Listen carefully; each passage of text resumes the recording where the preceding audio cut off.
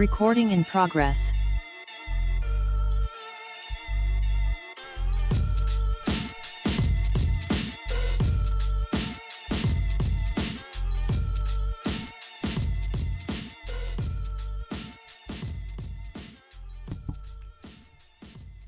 What up, what up? What's good, family? I'm your boy Trey Fraser. I got my brother Maestro Styles here with me. Yes, sir. Welcome to another edition of the Barbershop Sports Talk Podcast. Special shout out to all of our viewers watching on YouTube Live, Facebook Live, and Twitter Live right now. Make sure y'all continue to follow us on those platforms. On Twitter at Barbershop SPOR2, on the YouTube channel, on the Facebook page, and you can also follow us on Instagram at Barbershop Sports Talk Podcast. My brother, what's good, man? How's your week been? Week has been okay, man. I can't call it. Been working hard, man. Yeah, that's what's up. That's what's up. Yeah, What about you? I've been working, man. Been trying to stay busy with this house stuff and trying to work some things behind the scenes with the podcast and all that good stuff.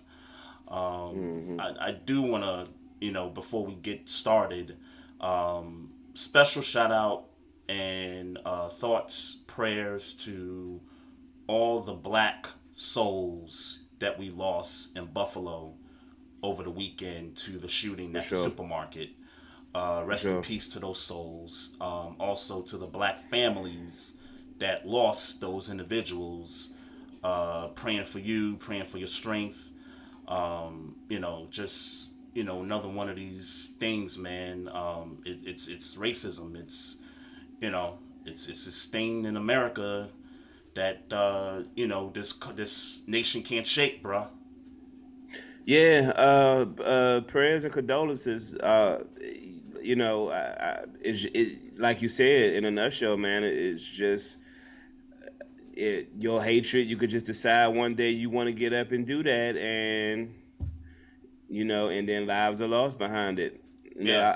I wish I would love to keep having to open up this conversation about why people are racist and we shouldn't be like that, and it's numbing, man. Every time these situations come up, it just gets more and more numbing. And it's not to say that I'm at a stage where I don't care no more, because that's not the truth. But it's just like, damn, another one. Yeah. Another one. And actually, we had two mass shootings over the weekend. You had the church in California where they shot some people inside the church. Mostly an Asian community, but nonetheless, another one of those things, man. Like you said, you could just wake up one morning and just decide, I'm just gonna go kill some random people, and it's disgusting.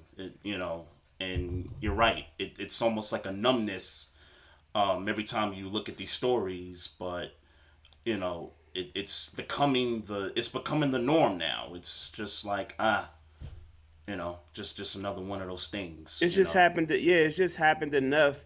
And I guess when you look at it, and obviously I wasn't alive back in, before me, before '83. Yeah. But it seems like right now more than ever in our lifetime, I can speak for, that these types of killings and things are happening. But I'm sure that people, older than us would say that there was a time then that it seemed so constant and so like imparted in society. Right. So I don't. Unfortunately, it might just be our turn in the cycle to experience that's what's going on, and I don't know what the answer is, to be honest. Yeah. I wish I had something, but all I could think about is the people in Buffalo that lost their lives and the families affected, and I got me and Debbie, we got people that we know that live in the city up there. Debbie used to go to college up there for 7-8 years, and so she's developed a bunch of friendships, and even when me and her started dating, I developed some of those friendships as well. And so, everybody's all good. Our people that, we keep in touch with up there, they good. But, kind of like what we're saying, they're just kind of, numb to it. And Yeah. it's okay to not be okay. You know what I'm saying? And right now Yeah. they're just not okay with what's going on right now. So Yeah. Thoughts and prayers. yeah, absolutely, absolutely. I do want to stress this also.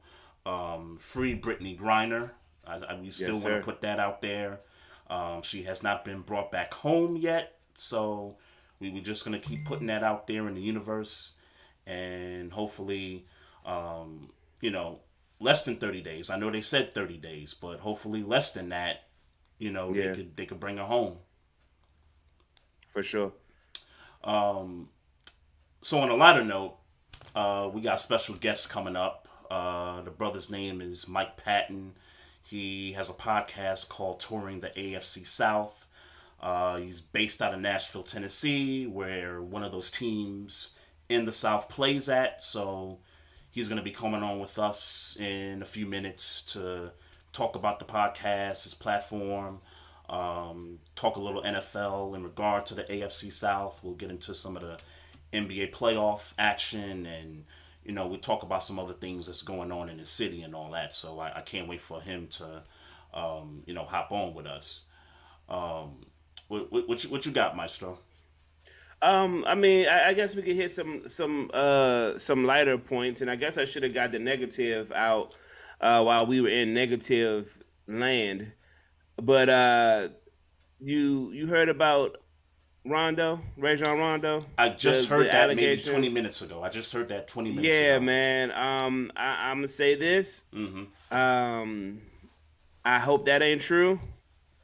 Me too. But to those who don't know, the story that I read and the story that I read is basically and they kind of, and I'm paraphrasing, but he was in the house with a woman and her kids. They were Mm-hmm. playing video games.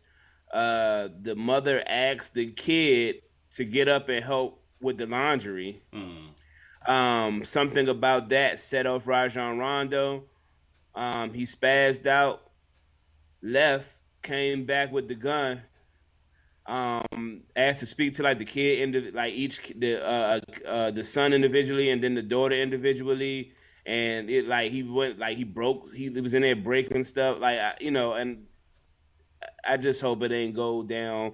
And let's be clear, gun being involved, you're already flagrant. Yeah. But it's nasty, man.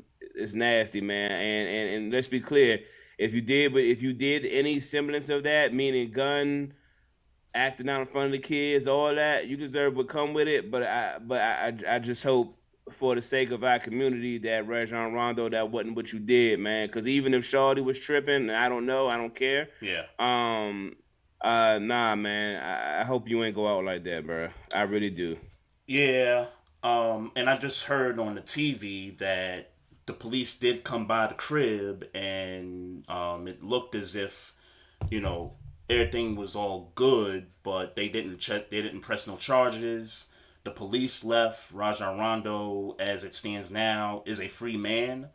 Yeah. I hope it stays She that filed a way. restraining. She filed the restraining order though. Oh, did she? Okay. Yeah. Okay. Yeah, I hope that it stays that way. Like, he's free right now, and whatever they gotta, he and his family gotta work out, hope they can work What if that he out. did that though? Well, if he did, if it's found that he did it, then he gotta pay some consequences. But as Yeah. of right now, we know what they know.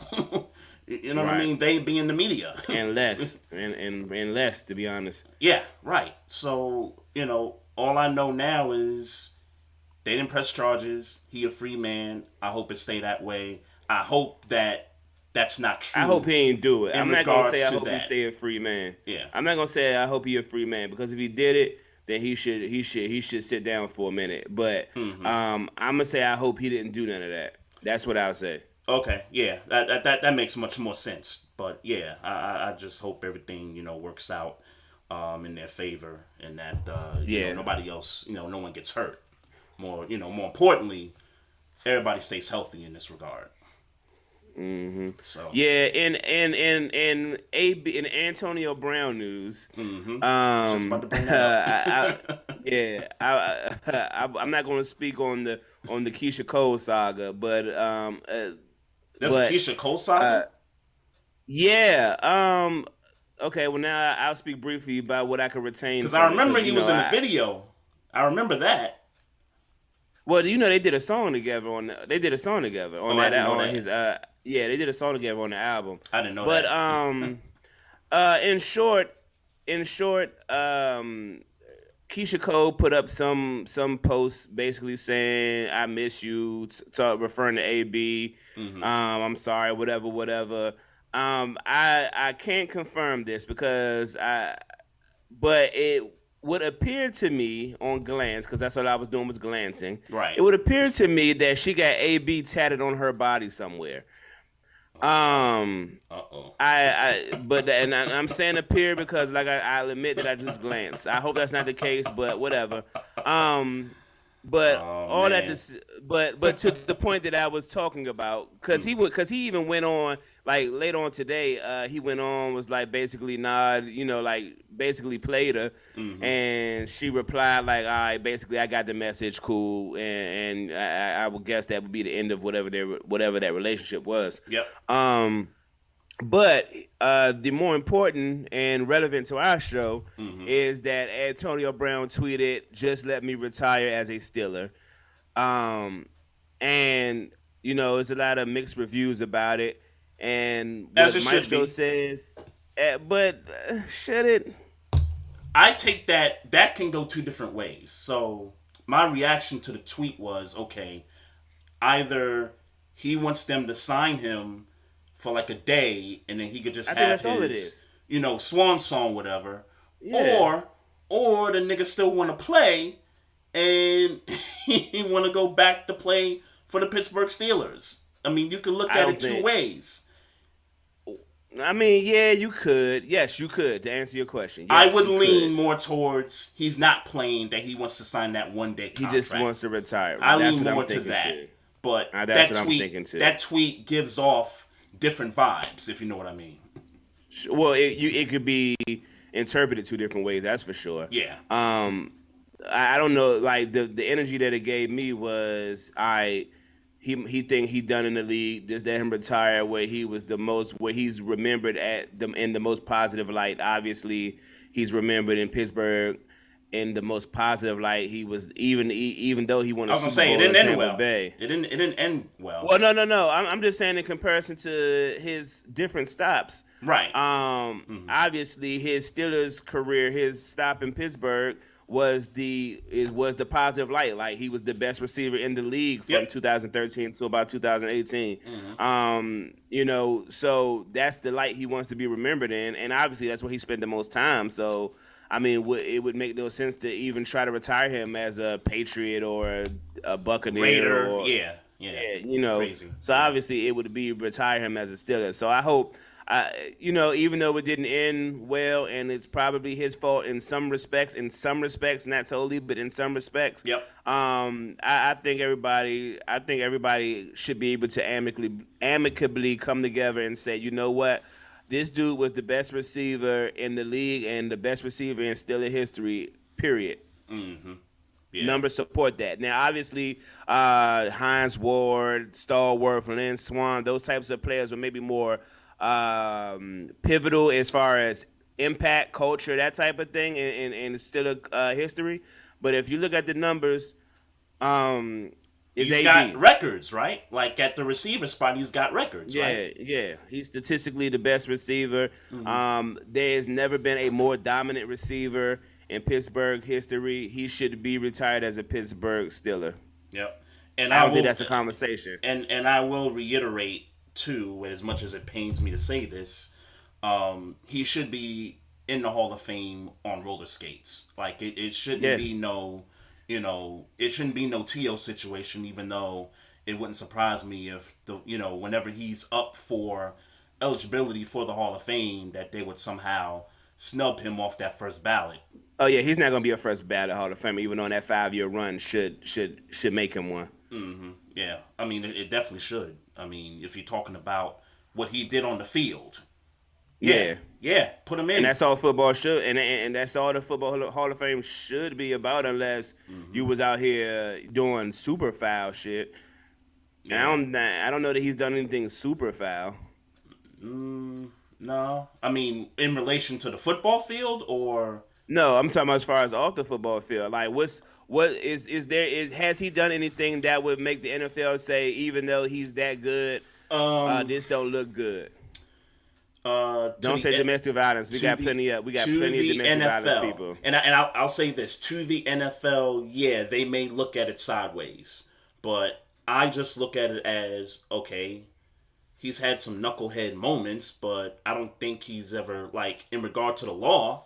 Like he ain't never been arrested, to my knowledge. I think he has. I don't know He for a really fact, but I okay, think he has. I okay, think he has. okay. I don't know And that for certain, but but I feel like if we went down the list of Hall of Famers, we could find some Hall of Fame players that have been arrested. of course, Yeah. So of course. let's stop that foolishness. Let's not let that be the reason he doesn't make the Hall of Fame because he was Yeah, arrested. yeah. Like, come on, bruh. Oh nah, definitely won't do that. He should.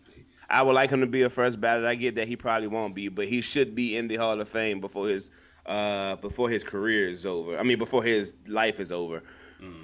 No doubt, no doubt.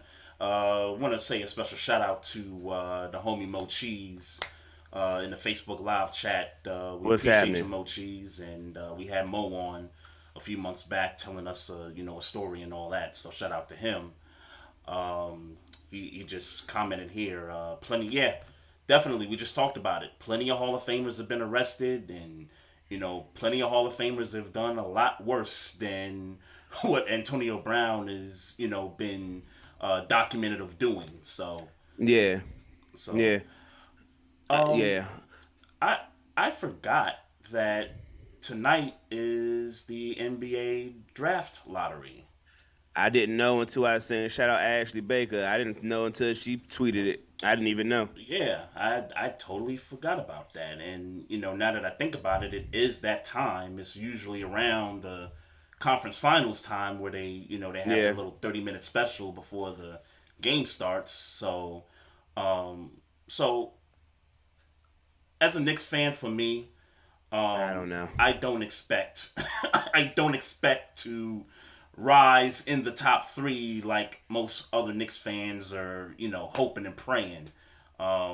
We just haven't had that kind of luck since Patrick Ewing. So I'm just gonna sit back and just wait until they call the Knicks at 10 or 9 or whatever that number's gonna be, because that's exactly where I expect the Knicks to pick, number 9 or number 10. Uh huh. I don't have nothing, man. Whatever happens, happens. Look, man, we got a long way before. And I get we need to start. The time is now to start building. If your team needs to be rebuilt, the time is now to start doing it. But I mean, I would love to sit here and act like I'm excited about it, about the lottery. Who's going to pick where, but I'm not. Yeah, I'm trying to figure out who's coming out the draft. I'm not can't gonna even. That's act like I that's more of know. a reason that I'm not. Yeah, I'm not gonna sit here and pretend like I know who's ranked number one, number two. I have absolutely no idea. Who those cats gonna be at. So, Mo Yeah. Cheese in the chat here. He says, "Watch the Lakers jump into the top five, giving that pick to the New Orleans Pelicans." Didn't something like that happen like recently? I feel like, yeah. I mean, I know the Pelicans just recently had the number one when they picked Zion. So Zion, yeah. yeah. So I feel like, yeah, I was thinking that same thing. I thought about throwing that little shady comment like, watch the Pelicans get the number one pick again. But I don't remember how many times in recent history that they had got it. So that's why I chose not to say that shady comment. Yeah, that's true. We do be kind of having our little conspiracy theories on, Yeah. who's getting the number one pick and who's, who's hovering around, worst of the worst. But now that I think about it, in response to what Mo Cheese just said, the Lakers did jump into like the top three, top four the offseason that they made the trade for Anthony Davis. Mm-hmm. I think they traded that particular pick to get him, if I'm not Right. mistaken. So Okay. yeah, so there you have that, and yeah, unlike the Yeah, it probably Lakers, did happen that way because I remember I vaguely remember having a conversation about what if Zion Williamson plays with Anthony Davis. So I do think I vaguely remember having a conversation like that. yep, yep. Um, I guess since we're talking NBA, I do want to give a shout Now, out. that's Oh, we go not. ahead. You, I about to say don't go to playoffs yet. I don't know if you was trying to go to playoffs or No. not. I wasn't trying to go playoffs. Okay, I was all actually right. trying to congratulate Mike Brown for getting the Sacramento Kings head Okay, coaching gig. Because I yeah, think we missed that last week. So I just want to make we sure. definitely did. Yeah, I want to make sure that I give him a shout out that another black coach who's getting his third chance, if I'm not mistaken, because he coached Yeah, the Lakers previously, and before that, obviously with LeBron in Cleveland. the So Browns. Yeah, so yeah, so congrats to him. I know there's people out there that say, well, it's the Kings and they've been terrible for a long time, and you know, hey man. not a lot of people have a lot of faith in Mike Brown, but I thought Mike Brown was a good coach in Cleveland when he had a young LeBron James coming up. I thought he Well, did a good job. yeah. But look, man, I would love to sit here and bitch about the idea of Mike Brown is not being put in the opportunity to succeed, which he probably ain't. But look, man, the job is a job is a job. Yeah, I've always been that way, and I do understand the point that um, most of the time the black coaches get the crummy jobs or get the jobs where they don't have like the top five, top Yeah. six player. I do get that point about it, but if there's an opening, you just got to go take it. And And I'll say it, and I've said it a million times. As a black man, I mean, look, man, we know what our obstacles are, bro. Let's like we know it. How many times we gonna sit here and say, look, bro, we gotta make lemonade, man. That's just what it is. It's been our plight our entire life and our entire existence in America. So, hey, man, get your foot in, and hopefully you get to make some sweet lemonade, man. yeah, no doubt, no doubt. Mo Cheese in the chat says top 10 for the Lakers goes to the Pelicans. If they miss top 10, it goes to the Grizzlies. Either way, two playoff teams are going to have nice picks. Oh, okay. Okay, that's an interesting point there. Good for the Grizzlies or the Pelicans, I guess. I mean, I low key kind of hope the Grizzlies get the pick, man. However he said that works. I really want the Grizzlies to build a team. But right. they need another guaranteed guy that's going to go, another guaranteed scorer that's going to go. No shade to Dylan Brooks. Yeah, I Desmond just Bain don't and know those yet. guys. Yeah. I'm just not sure yet. I need like a guy that's going to walk in and give me 20. Yeah, yeah. The Pelicans, be nice if they could get something too. I think they pretty Sure. set. They pretty set. Willie Green, I think, is a good coach. The trade appears to work so far in the half a season that they got C.J. McCollum and Zion comes back. So we'll have to see how that kind of shapes out to be. And then that kid that was sticking defense on CP3 in the playoffs. Yeah, but he's just a novelty guy. No shade to Grand Definitely. Theft Alvarado, but But I those mean he a piece you need. those times, like those kinds of intangible players, like those kinds of things that he does contributes to potential championship teams. So The guy who allegedly unlocked the key to how to play Chris Paul. gee, I don't want to get into that just yet, but but yeah, we definitely gonna talk so much about that, man. Nick Coates, what up, man? I guess this is Cuzzo. your cuz in the chat, in the Facebook live chat. What's good? What's good? Welcome, man. But we do gotta talk about this, man. We gotta start we got to start respecting the and we won't get into totally what Pat Beverly been talking about the past couple of days on TV, Mm-hmm. but we got to start respecting the idea of people who work in the field Yeah. who and then start calling the field. Tony Romo. I think about Nori and Drink Champs and Joe Button, and like when Yeah. they can come in and give insider expertise on the what On they're their talking about. craft. Like Yep. yeah, on their craft, right? Like we got to start. I mean, clearly, people are starting to catch on. Like we need to start getting some of these people. Like they're watching what I Am Athlete did. They're watching what All the Smoke doing. Yep. They're watching what these pod pivot. They're watching what all these podcasts doing, where they're bringing in dudes that are not necessarily media trained, but can go in and talk some talk. Right. And that's good for ratings. And now you could see that they're starting to catch on. And it's like, oh, we need to start bringing some of these people in to bring some interesting conversation. Because I mean, Pat Bev came in like a breath of fresh air, man. And Yeah. we really do got to start acknowledging that no disrespect to the cats who just covered the game, but these cats who are actually playing the game, they need to be in these conversations because much like kind of what we do, we talk shit, but we don't really know. We don't really be in them locker rooms. We don't really be putting that 10,000 hours in towards that thing. You know what I'm saying? So it's certain things that we don't think about. We don't flat out just don't know because we ain't in that thing. So I definitely want to acknowledge people like Pat Beverly and Shannon Crowder and Ryan Clark and Brandon Ocho, like all the cats that's doing it.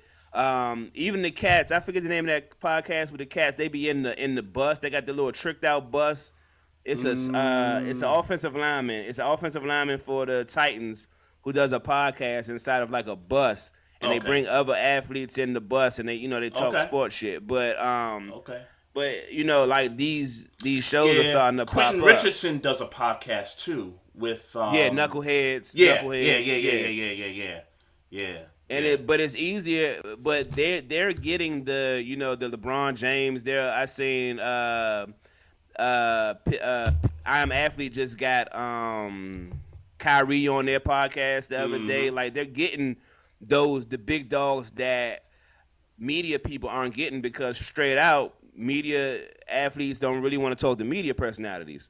So it's dope that they're opening that platform. They're creating their own platforms to get the kind of Draymond Green is another one we got to talk about, that they're opening up that kind of thing where they can talk, that we can get content from the athletes we really want to hear from. Yeah, JJ Redick too, man. I like the back and again, I know you don't want to get into that, but I like the back and forth between him and Pat Bev, the past couple of days.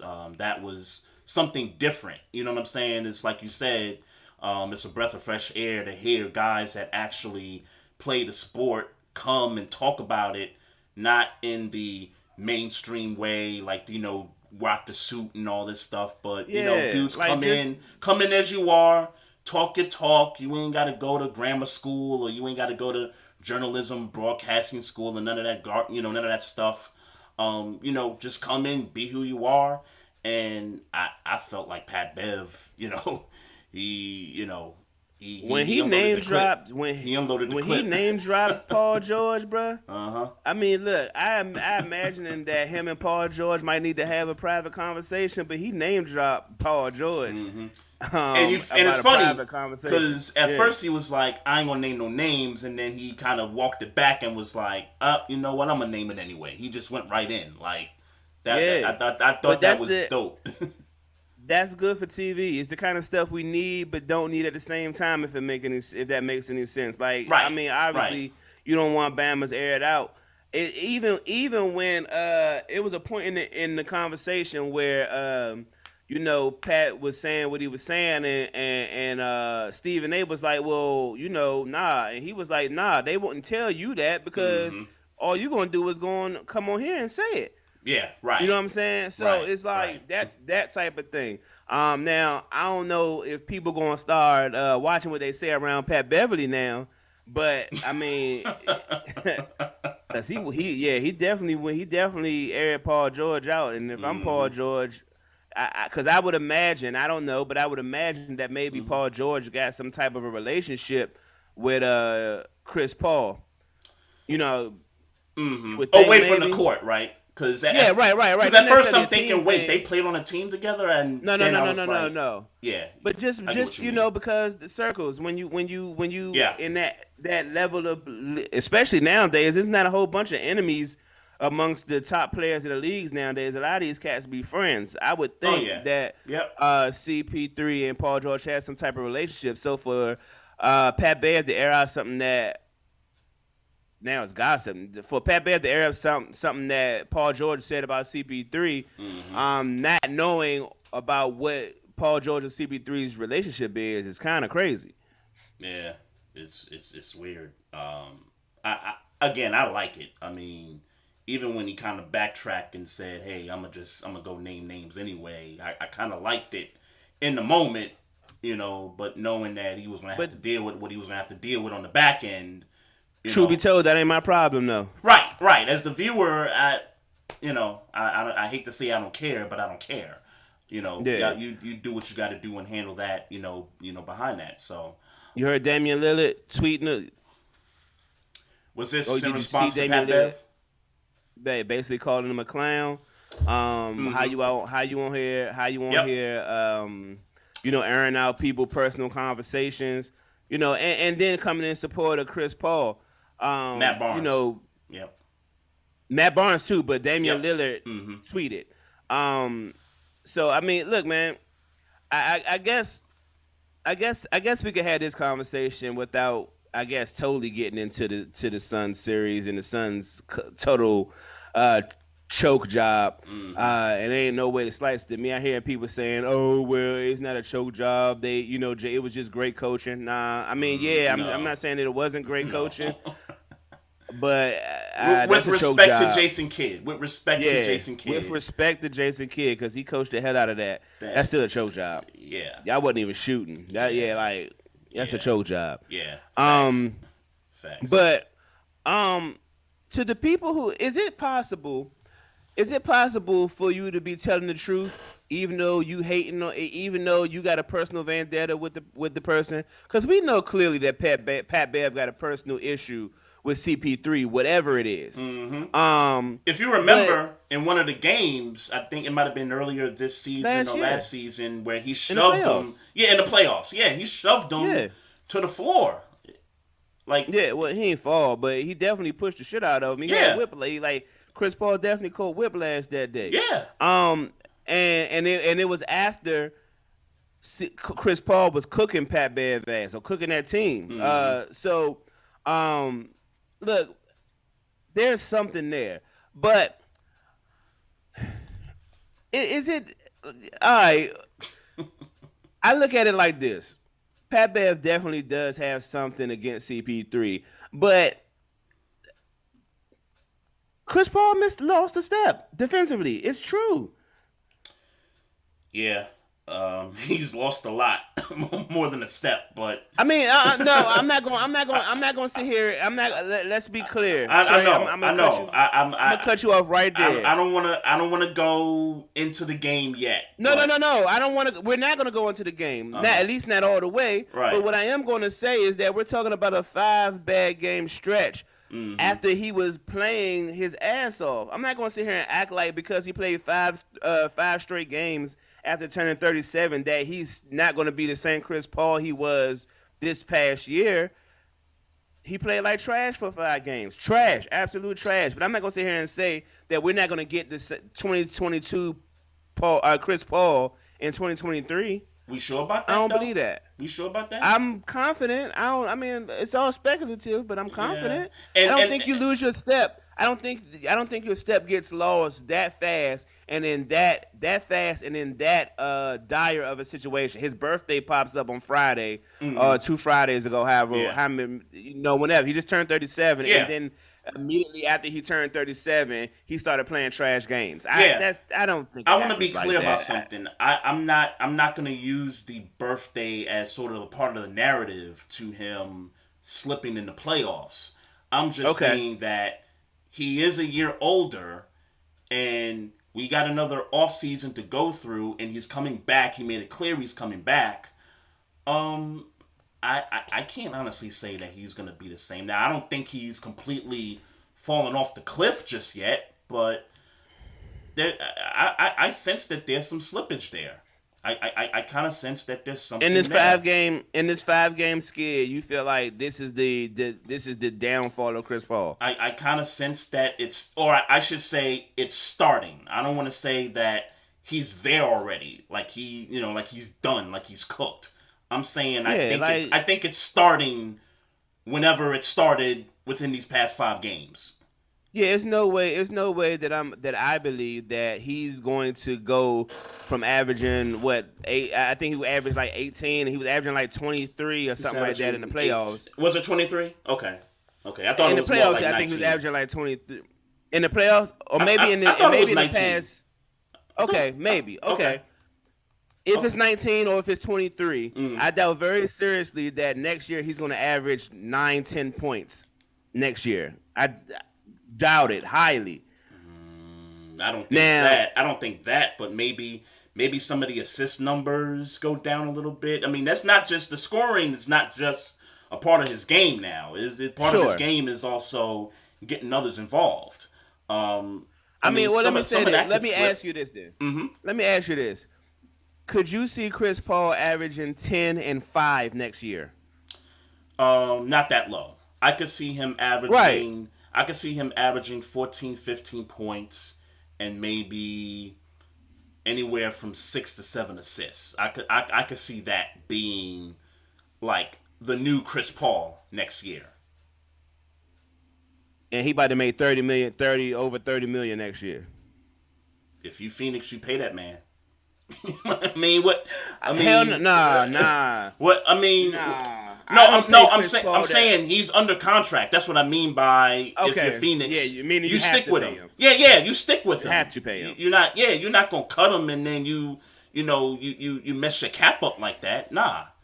He's definitely not starting. If he goes mid-season averaging 10 and 5 or even your 14 and 6 or 14 and 7, his role is getting diminished. He might not start. That's and possible I don't give a fuck how much money he made. That's possible I don't give a fuck too. how much money he made. That's okay. You might as well put Payne in there. Or I forget. Ain't Payne the backup? Cam Payne is the backup point guard. Yeah.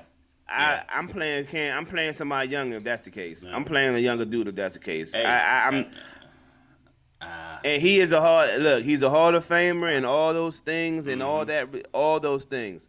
But no way in hell. Yeah. That I am. No way in hell I'm going for me paying him $30 million and he getting 14 and 7. Now, how does Monty Williams handle that though? Like, if you Monty Williams, sit your ass down. You telling you Chris getting paid? You telling one of I'm the telling great Chris Paul point guards to sit his ass down? That's what you're telling him? Sit your ass down. In year 18, sit your ass down because you're not LeBron. You're not producing like that. Hey, interested to see how that shapes out next year. You don't like it, you could retire. Mm-hmm. Yeah. I get it. Yep. I get it. Or you could go for 6 man of the year. Or you could go for 6 man of the year. Mm-hmm. Pick your choice. Yeah. I think the most important thing to him right now is getting the chip. And I don't know if that ship has sailed with this roster. I mean, they still got some things. You feel like it has?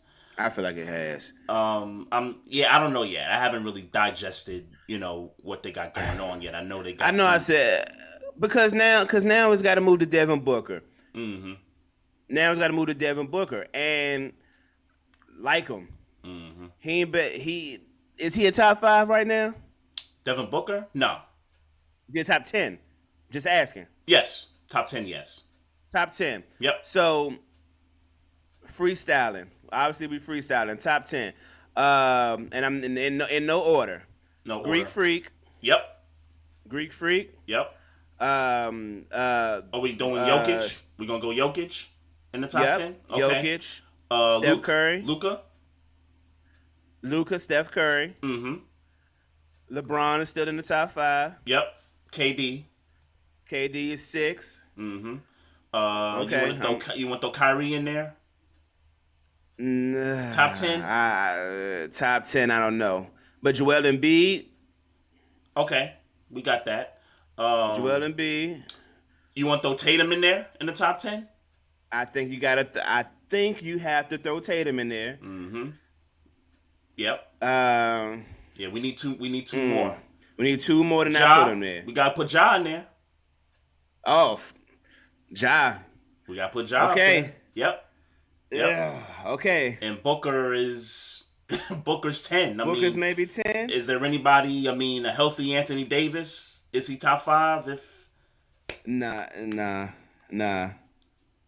no Anthony Davis in the top 10. Hold on. No, hell no. Hell Okay. no. Okay. He's not in the top 10 no more. Okay. I mean, like, hell no. I seen a post on, I want to say it was Bleacher Report, that deals with this very conversation, and I feel like if I find this post, I may be able to get Devin Booker off the top 10.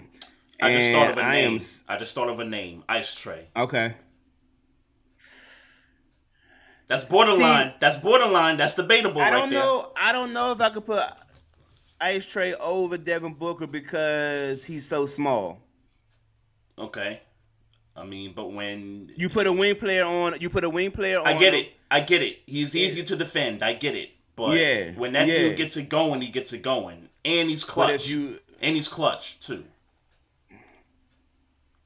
Yeah, I give you he's clutch. I don't know. I don't know if I could. I don't know if I could put Devin Booker over Trey Young yet. I mean Trey Young over Devin Booker yet. Mm-hmm.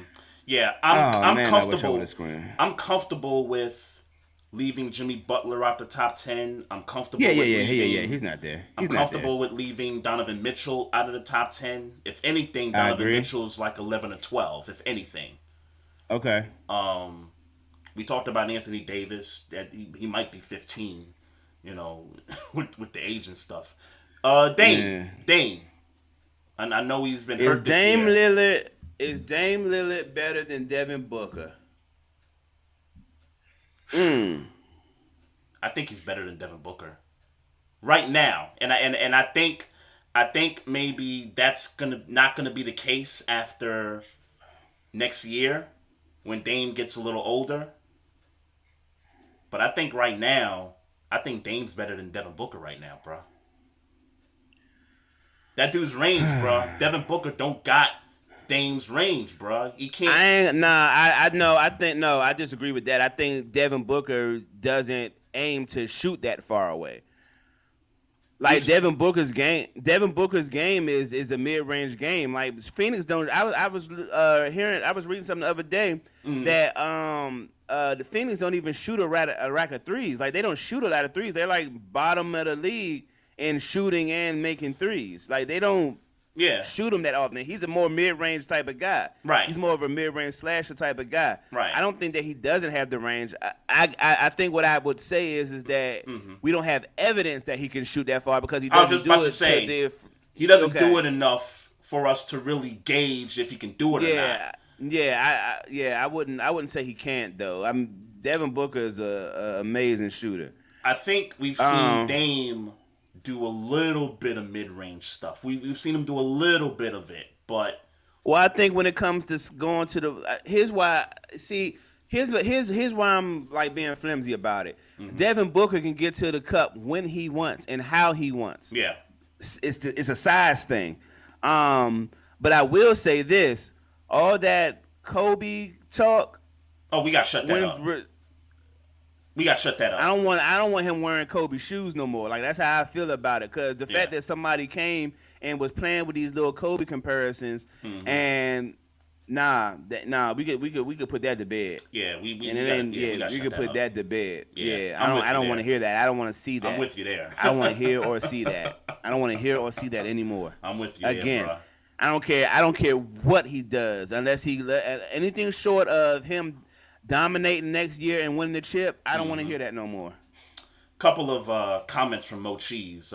Trey Young and Luka's numbers are very comparable. And also he said he'd take Dame, but he said I'm right in regards to the age. So, yeah, to my point, I think right now I'd take Dame, but I think if not mid next year, then maybe another year from now, that could definitely change. Mo Cheese in the chat. says Tatum is the closest thing to Kobe in the league right now. What do you think about that? Um, I don't want nobody Jason Tatum like that. For me, for me, um, Kobe's mid range game, and I Mm-hmm. get mid range was more of a thing when he was playing. Yep. Um, I just don't. I think the flash of dog that I've seen from Jason Tatum, and he's a dog. I'm not saying he's not. I'm just saying Yep. that Kobe's done it for longer. Mm-hmm. That's the most reminding. It's hard for me to compare anybody to Kobe. It really just is for me. It's not It hard really for just me. is for me. It's not hard for me. I see a little bit of it in Jason Tatum now. Was a game 5 where they lost that game at the they played great for 46 minutes, and then the Bucks kind of stole game 5 in Boston, and those last 3 minutes of the game where Marcus Smart had 3 bad plays consecutively, Jason Tatum, he was nowhere to be found. I don't know if that was his fault or they just didn't get him the ball. I think that last play where you saw Tatum wide open, streaking down the court, I think he Hmm. just I just thought that Smart didn't see him in that regard. But I think in the other possessions leading to that, I was like, yo, where's Jason Tatum at? Because this game is getting away from him. But he backed that up. He backed that up in game 6, where he just went bucket for bucket, bruh. Like, This is what I would say. it was like 5 straight possessions where he just went like cold blood assassin on him. This is what I would say. I have way more, and I get it's a longer sample size with Kobe than Jason Tatum, Mm-hmm.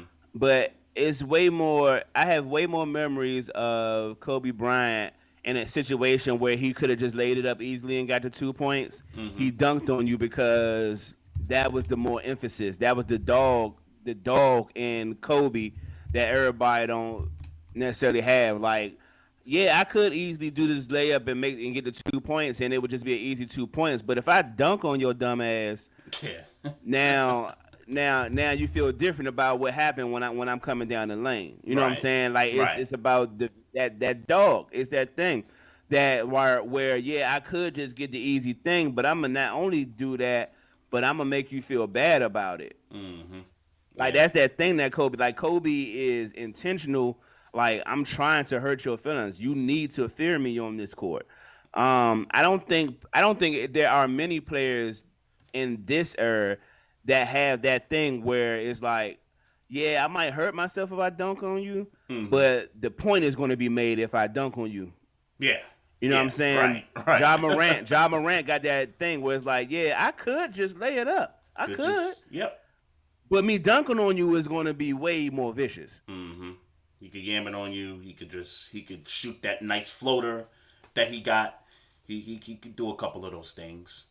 Yeah, I don't know. I mean, Giannis is obviously one of those guys where he'll yam it on you for the point. Yep. He's one of those guys. He'll get It's yammed hard for on me to. Yeah, sometimes too. yeah.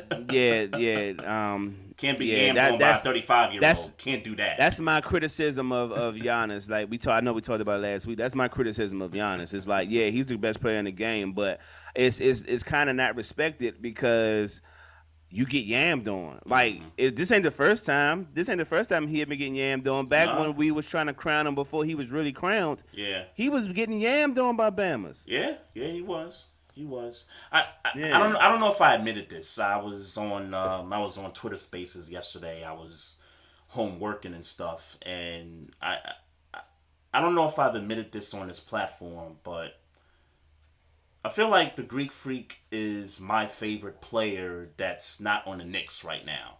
Just in terms of just being a basketball fan, aside from the team I root for, Greek Freak's my favorite player. Nah, it's Ja Morant for me. Yeah, I got you. I got you. I'm Yeah, just because for me. Yeah, I feel you. I mean, yeah, you allowed I to don't feel think how you I've feel. ever I don't think I've ever admitted that, like, live on air. I don't think I've ever came to that conclusion, but that's why Nah, I it's definitely Ja. kind of had me in my feelings on Sunday, man. Um, kind of threw my bowling game off a little bit. I was at the bowling alley and asked the dude to turn the screen on up by the scoreboard. mm-hmm. And man, I don't know what it is around here. You know, I get it. There's not a basketball team in Baltimore. I get it, but it felt as if like they didn't want to put the effort to turn into the basketball game, right? Yeah. So the kid came and he was like, "Oh, we don't have the channel." I'm like, "You don't have ABC? Like the game is on broadcast television. Like you Facts. have to have ABC, right?" So, Yeah. so the manager came through. He found the channel and they was getting blown out. So, Yeah. ladies and gentlemen, we have our special guest here, and actually, it's kind of my fault because Mike, I told the folks that you was coming on around 7:10, but I was looking back at our notes from our conversations, and we did say 8 o'clock our time, 7 o'clock your time. I keep forgetting Nashville is an hour behind us, so wanna apologize to the people for that. But now you're here now. We got Mike Patton on here. He's the host of the Touring the AFC South podcast. You can find it on Spotify and all other streaming platforms. Mike, man, thank you so much for coming on, man. What's going on? How you been? Doing great. A little sweltering hot down here, but I'm making it, man. No doubt. Yes, sir. No Yes, sir. doubt, no doubt. First, I do want to congratulate you on your appearance on Brother from Another with Michael Smith and Michael Holly. Thanks, man. Thanks. It was definitely something that came together pretty quickly and kind of unexpected, but hey, I'm not taking it back. No doubt, no doubt. Right. Yeah, I mean, anytime you get on with those brothers, I mean, you definitely, step your game up a few notches. So, that was dope. That was dope to see that. I definitely say from my perspective, I ain't gonna lie to you. I've been wondering where Michael Smith been at for a brick. Um, so when I seen him, and it felt like I never really see him every now and then. Like a couple of years ago, he did a podcast that me and Trey are familiar with in a podcast, in a podcast group. He did an interview with one of them folks one time. And I was like, oh shit, he's still out here. That's good to know. And then he kind of disappeared from my timeline for a brick. So when I seen that you had got the thing, I was like, oh, all right, he's still out here, and and with Mike Holly, all right, bet. So I know that I can go ahead and start adding him on about shit that I think about.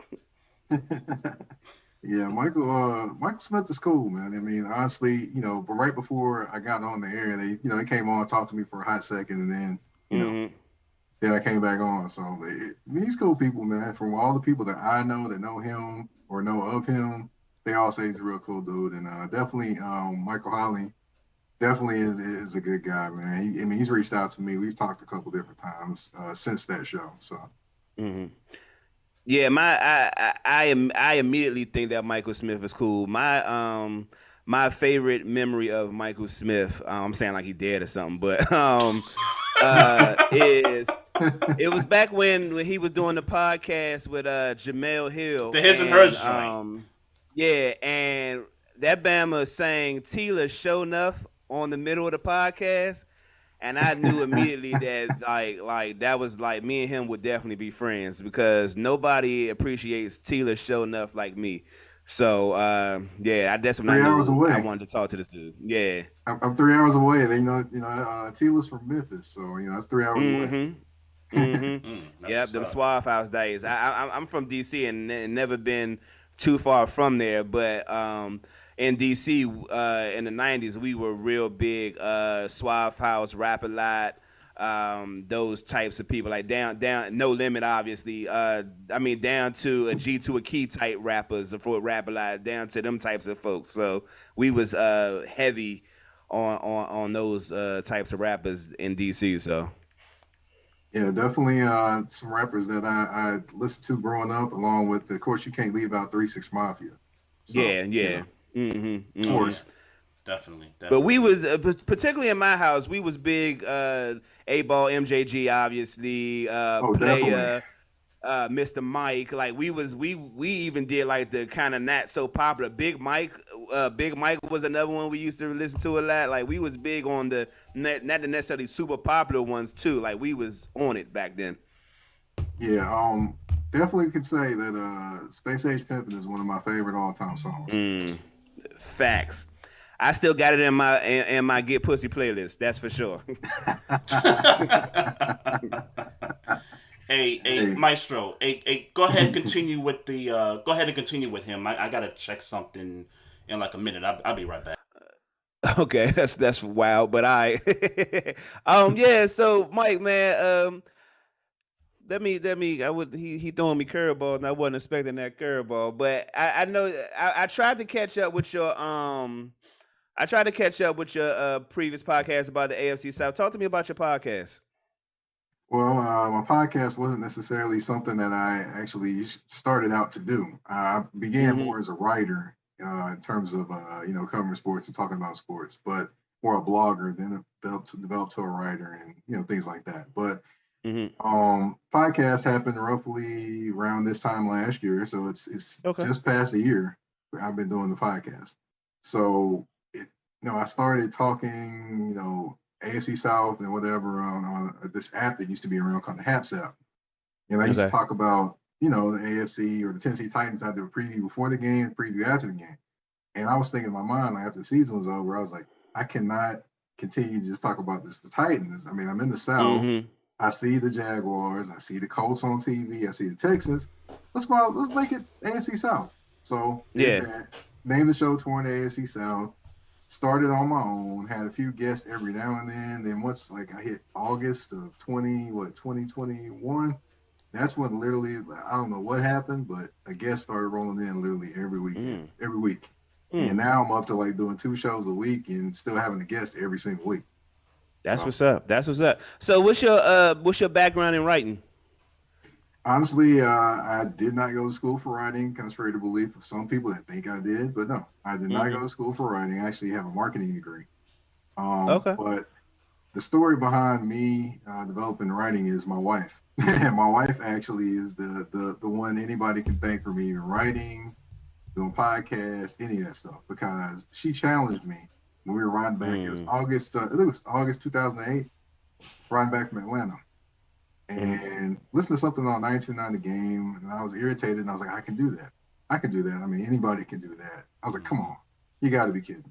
But, of course, my wife was like, hey, why don't you do it? Go ahead and do it. Write it. Yeah. Challenged me. So I started writing, and then from there, the love affair between me writing and doing podcasting began. And it's been going since then.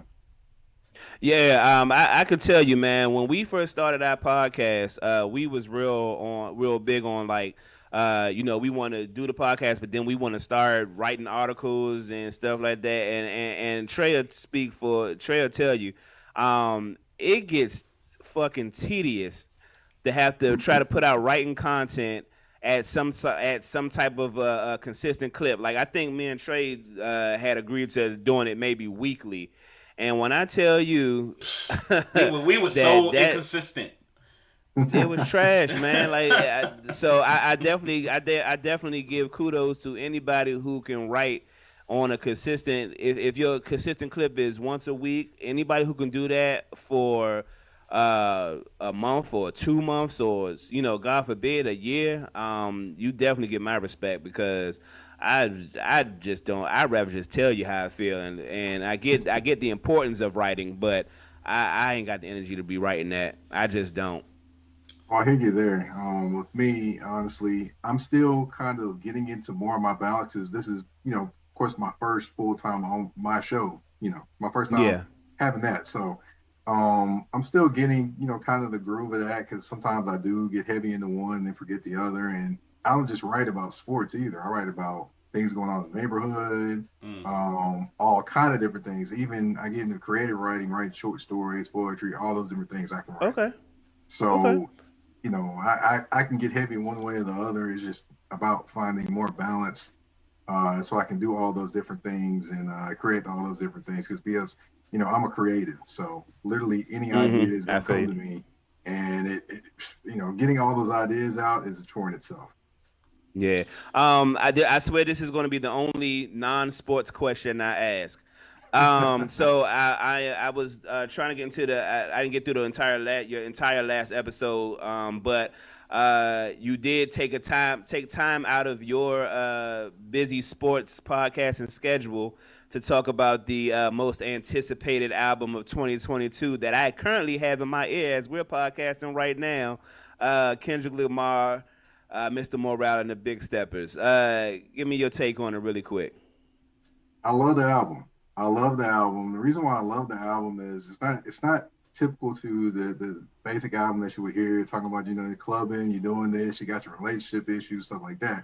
What it's actually talking about is it's talking about, hey, I have this going on. I had dad issues. I had stuff like that growing up. I have issues with society, but he's melded it into rhymes and things like that in a lyrical way.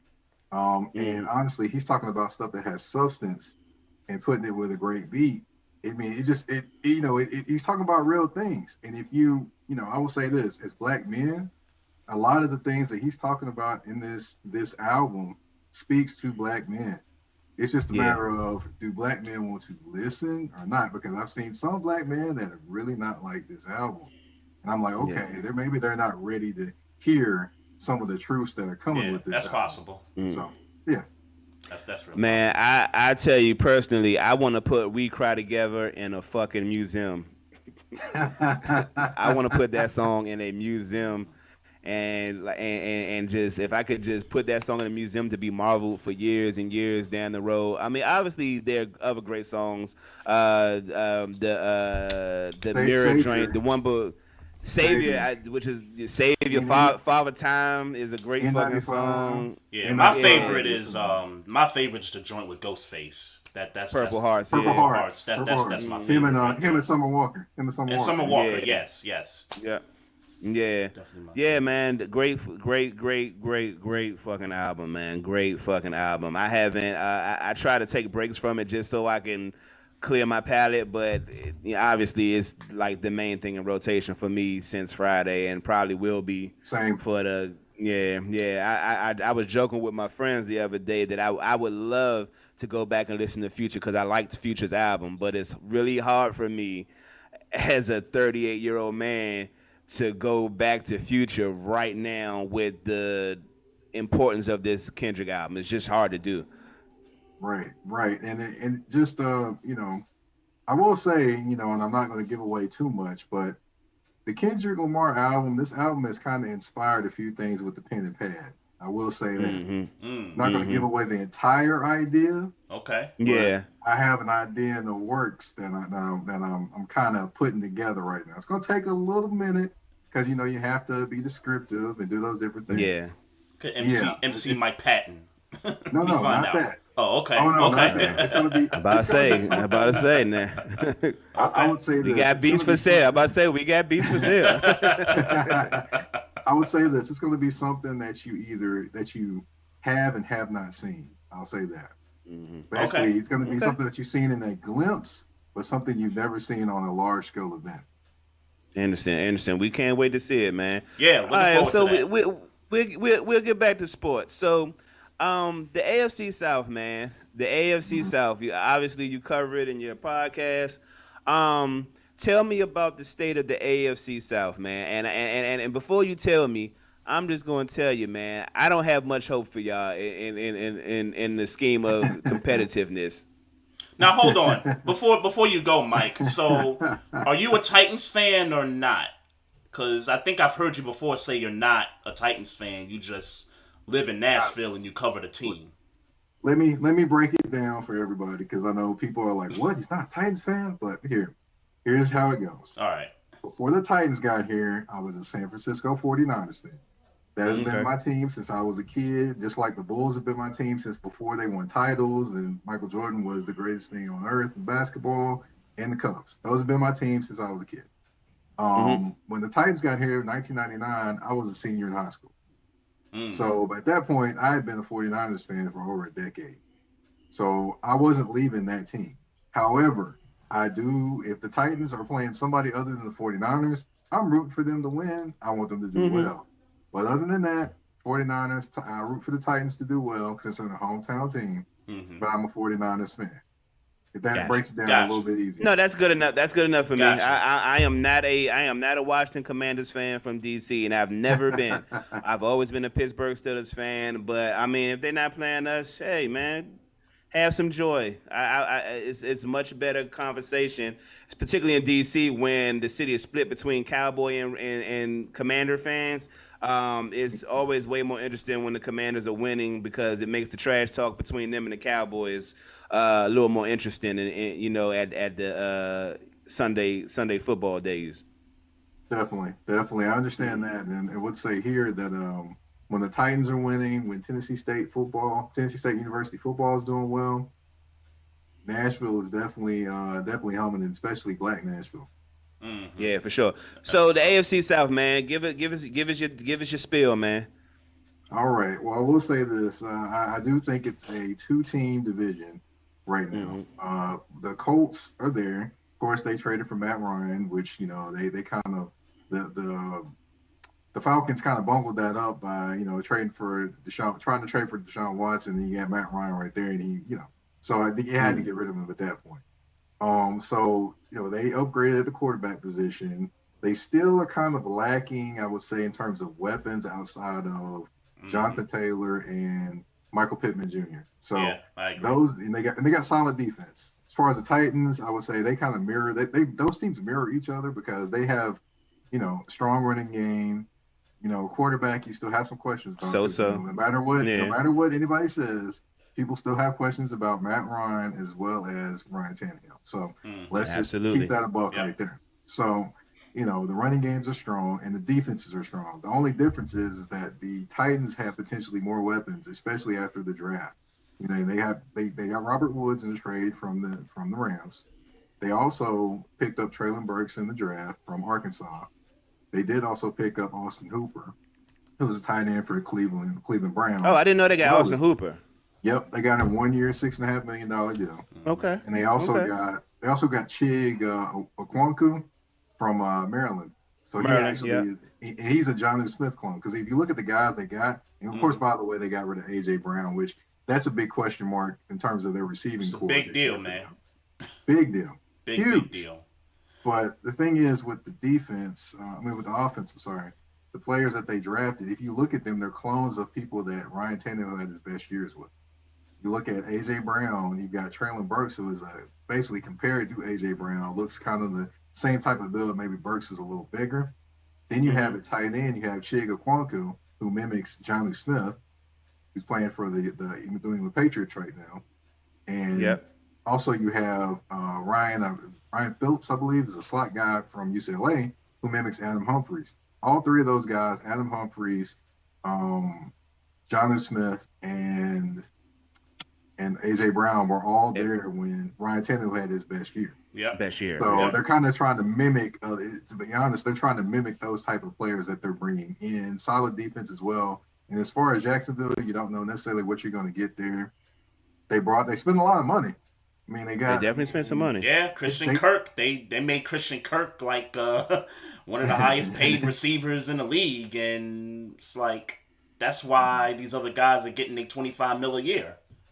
Well, we'll say this, not necessarily him as the greatest accomplishment that they did this offseason, but I will say the greatest potential worth for them, Evan Ingram, they got from the Giants. Now, if that guy was dropping the football and actually focus, maybe he can make some plays and be consistent. And if that happens, you've got a Pro Bowl tight end. Yeah. If not, then you're only on a 1-year deal with him, and you're really not tied to him longer. So well, Jacksonville has definitely upgraded the coaching position. I think that's probably the biggest offseason move for Jacksonville, if you ask me, was getting rid of the toxic, Urban Meyer and bringing in Doug Peterson, who has experience, has won a Super Bowl, and, can coach offense, which I think this offense needs desperately. Right. I got to witness him firsthand when I was covering my first Super Bowl, Doug Peterson. I actually covered the Super Bowl in Minneapolis when they were the going Eagles against Super the Bowl. Patriots. Mm-hmm. Yes. Okay. I was there. I was actually in there live. Anyone that tells you that it's not cold inside the dome in there in Minneapolis in February is telling you a story. Because we were in there and it was freezing up top. They had one media section down low, and they had the auxiliary media section that was a little bit more up top. Mm-hmm. And that one up there, I was so glad I had a coat on that day. If I didn't, I'd have been freezing. I mean, cold. So I have experience in that stadium, Mike. Me and my wife, we flew to Minneapolis for a few days. I'm a Ravens fan, so the Ravens played the Vikings that weekend, and that particular stadium, while it's a nice stadium, they leave the concourse doors open, like open air travels from the outside into the stadium. I mean, even though it's got a dome over top of it, like they leave all those doors at the concourse open. So, I mean, I could understand, why it would be so cold. On top of the fact that Minneapolis in December, January is, -10. Right. And then honestly, it snowed every day while we were there. Mm-hmm. It was below zero every day we were there. Yeah. Now I did get to meet a few people. I got to meet Stephen A. actually. Okay. Okay. Was he complaining about the cold? He was complaining about the cold, wasn't he? Nah, he's from New York City. He's not complaining about the cold. Yeah. But I will say this about Stephen A. I've told many people. I don't think I've told this story on air before, but I actually, met him, talked to him for a minute. Didn't really talk to him too much because he was on the go. He's like, hey, and he talks. How fast he talks on TV. Yeah, he talks 10 times faster off air. I imagine. He's like, yeah, take a picture. He's like, I was like, good gracious, I can't get a word, but okay. And I was like, yeah, I guess let me take a picture, whatever. We were in Media Row. Yeah. Which Media Row actually was in their big old mall they had. They blocked off an area in the mall on the top floor. But anyway. Because they got one like the big one. Mall of America. Yes. Now I will say the media party was definitely fun, but it was in that mall too. But anyway, but as far as the picture, we're getting ready to take the picture, and I look over, he's breaking out a comb. So I'm thinking, he's gonna brush stop his head, whatever, right? No, he takes the comb to the back of his neck, combs all the way to the front. Mm-hmm. And I'm sitting there thinking to myself, I'm like, who does this? Ain't gonna save that headline.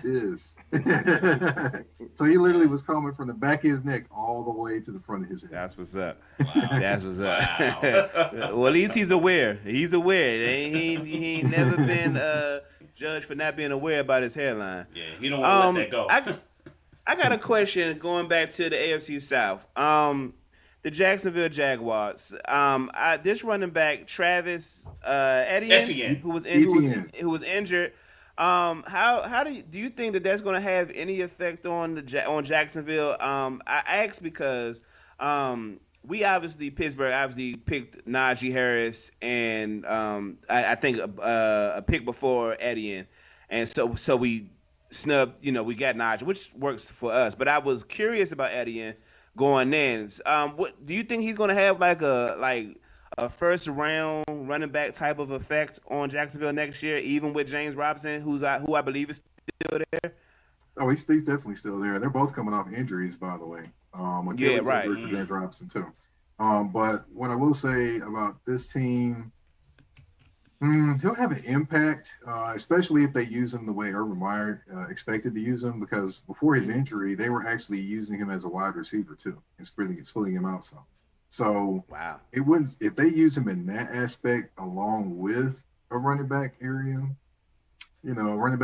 carry stuff like that, then of course he can have an impact. Do I think he'll have a huge impact on the team? No. James Robinson is the man there. I don't know why they drafted Travis Etienne there last year. I was so perplexed by that draft pick, but again, it's Urban Meyer making it, so take that for what you may. But it just I don't see him making a huge impact. Also, one thing I would say though is after this year, you could possibly see James Robinson get traded for Etienne to get more players. Right. Mm-hmm. Right. Yeah. Right. And speaking of running backs, I'm sorry, I didn't mean to cut you, Mike. Speaking of running backs, I heard earlier that the kind of sticking into the division for a minute here, the Colts picked up Philip Lindsay. I'm not sure if you had mentioned that while I was out, but Yes. that I, that was a guy that I had my radar on going back to last year when the Ravens had all their running backs injured in the offseason. And I think he's going to be a good addition to the Colts. I think it's going to help, you know, take the load off of Jonathan Taylor and those guys. And who's the other running back? Hines is the other Naheem cat, right? Hines. Naeem Hines. Mm-hmm. Naheem Yeah, I think Hines. he's a pretty good player too. But adding Philip Lindsay to that running back room, I think is really going to help that running game overall. I would say this. I'm not for sure yet. Never I mind. like Philip Lindsay. What's that? I was agreeing with you. Oh yeah. I'm not for sure yet because Jonathan Taylor's going to get the lion's share of the carries. Naeem Hines is if people want to say it or not, as they are currently constructed, Mm-hmm. he is their second best wide receiver, so he's going to get on Yep. the field. Mm. Yep. So as far as Yep. Philip Lindsay, I'm not sure if I see a ton of playing time for him. To be honest, I mean, the only thing I can say is if he plays, a lot of the snaps offensively, it's because Jonathan Taylor's hurt or Naeem Hines is hurt. Mm-hmm. Yeah, that's interesting. What do you think is wrong with Philip Lindsay? Like, why has he been traded so much, or why has he been on these different teams over the last couple of years? The reason why is because he runs hard, he plays aggressive, but he's not a bigger guy. Yeah. So it take like maybe one tackle to bring him down a lot sometimes, and Yeah. that in itself is not something you want in terms of a running back giving you 20, 30 carries, 20 carries a game. Right. Mm-hmm. Yeah, I agree. That's why he left Unfortunately, Houston. That's why Houston was gone. yeah, yeah, and to be honest, this is why he didn't work in Denver. They got bigger guys. Right.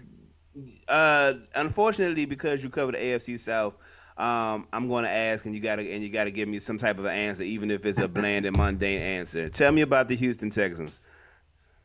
Okay, I can definitely tell you about them, and I did neglect to talk about them. And the Houston Texans fans, it wasn't on And purpose. I wouldn't have blamed you if you did, bro. Right. But I will say, I'll say that they did a few things this draft to actually kind of make themselves a little better. Derek Stingley, I understand the premise behind it. I'm still kind of like, can he recover to be that guy he was his freshman year of college? But the talent's there. He's got all the tools. He's got the size, the speed. He comes up at tackles. He does all the things that a Lovie Smith corner needs to do. Right. The question I have is they don't have anybody to rush the passer. Looking at it right now, they had a chance to add somebody in the draft. I would think maybe second, third round, something. They didn't add anybody, and that was kind of questionable to me. So nobody's rushing the passer unless they dig up the rotten remains of Whitney Marcellus and tell him to get out there. But other than that, no. Not Whitney Marcellus is not dead before anybody says that. No, he's not dead. But as far as offensively, they're going with Davis Mills. They believe Davis Mills might be their guy. So, they took time to, get Mechie from Alabama, who's recovering still, but he'll be ready for the season. They did draft the offensive guard, which is good because you don't want your quarterback looking up counting the stars all game or the lights, which one. Yeah. So that's a key thing. I think offensively they've done a few things. I like Brevin Jordan to maybe take another step forward this year. He's a tight end out of Miami. And I just wonder who's going to be that guy to step in alongside Brandon Cooks. Is Mechie going to be that guy automatically to do so?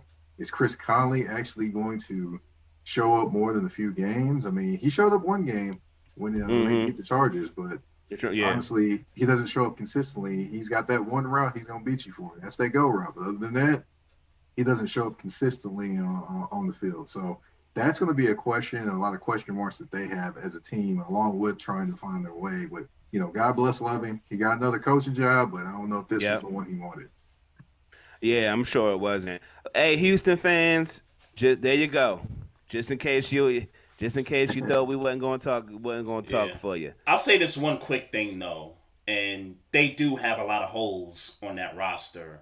But I think one thing we know about Lovie Smith, going back to his Chicago days, is that his teams usually play for him hard.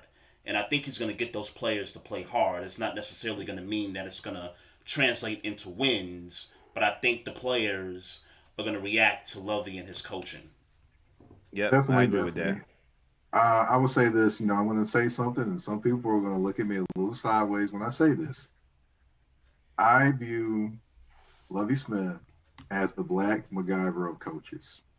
Now, the white MacGyver of coaches is Bill Belichick because he can take anything and make it whatever. Anybody. Yeah, I agree. Now, I agree. Lovie Smith, I the agree. black version, and he can take any. Because when you look at that Texans defense, That they had a couple Chicago games team. last year. Yeah, exactly. Exactly. They had a. Yeah, you're right. They wasn't that good, like talent wise. Like there wasn't no big marquee names in Chicago. Like he just put some guys together. Right.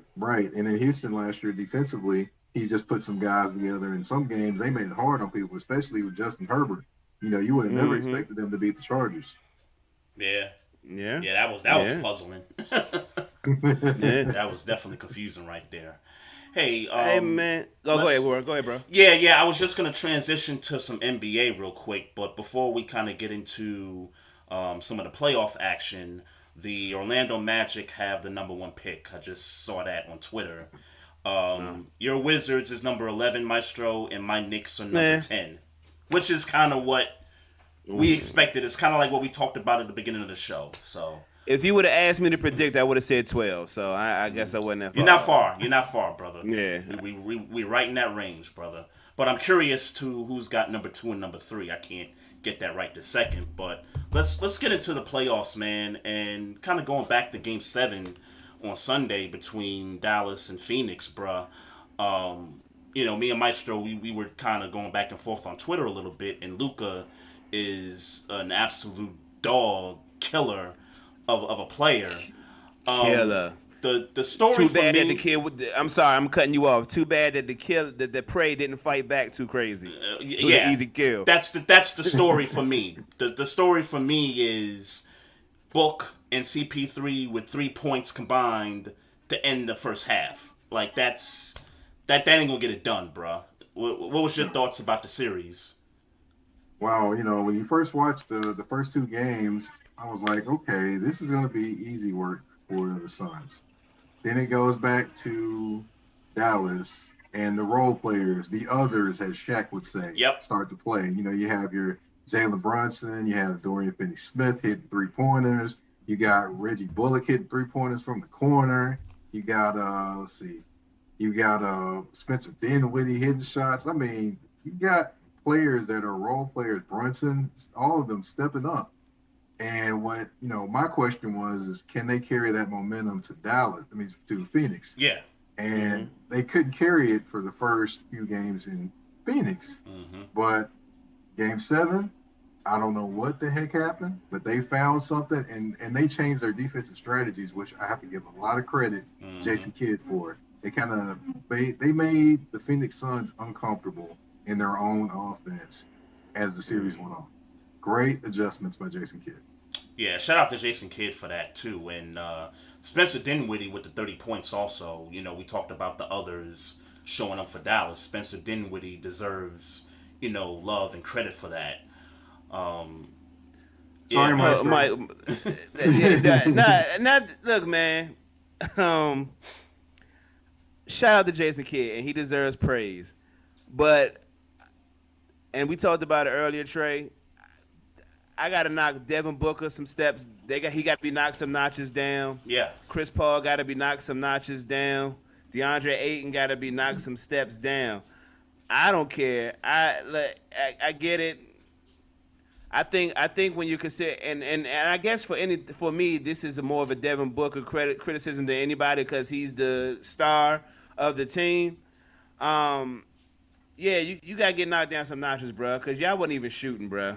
Y'all wasn't even shooting. I'll say this about that game and watching it. Just in the whole totality of things, I listened to a little bit of JJ Redick talking. As much as I didn't like him as a player in the NBA and like him when he was at Duke, people love him now. I thoroughly enjoy him as an analyst. I like him as an analyst, but he said a few things that were really, really important when listening to him. The Phoenix Suns are a big jump shooting team. And when your star player is a big jump shooting team and big jump shooter himself, and he doesn't get to the line very much, that can spell problems. That's where Devin Booker is, which means he needs to go to the hole a little bit more. And I think he can take this as a learning experience going into next season. But one thing I will tell a lot of people, and I said this on Twitter today, there is no more the next Kobe. There's no more the next Michael. There's no more the next any of those players. They are the first who they are. Please quit putting expectations of people being the next of somebody else because they're not. I agree. Their DNA is not in them unless it is their son or their offspring. Their DNA is not in them. Yeah. So, as far as Chris Paul, I mean, Chris Paul, we've seen this story before. I mean, he's still a great point guard, one of the greatest point guards of all time. He just when he gets to the postseason and he's one of your best options in terms of, your number one option is not really doing this thing, and then you have your other options really not being consistent as well. You can't. Chris Paul can't pick up that slack because a lot of people will say this, and I'll say it too. He's not necessarily a guy that's physically imposing. So he can't. He's got to exert a lot of energy to get the things that he does on the floor going. Yeah. And they tired him out. And somebody in our chat said earlier that he's definitely lost a step on the defensive end, and I think that was glaring in Game 7, and really, throughout these playoffs. I thought in spots it was glaring. Yes, he definitely has. He has to beat you a little bit more with the smarts than he does actually with his feet as much these days. And the thing that the Mavericks were doing, they were isolating him literally every time. And he couldn't guard Brunson, could not guard Dinwiddie, and he could not guard Luka. I mean, and nobody could guard Luka on their team anyway. But right. So why haters mad at Pat Bev for calling him a cone and everybody was running around him like he was a cone? Well, I'll say this. He's not necessarily a cone, but then again, you also got to listen to who's saying this. Yeah. Any man that still remembers a story about how he destroyed Chris Paul at a LeBron James camp is somebody that's definitely got a little salt.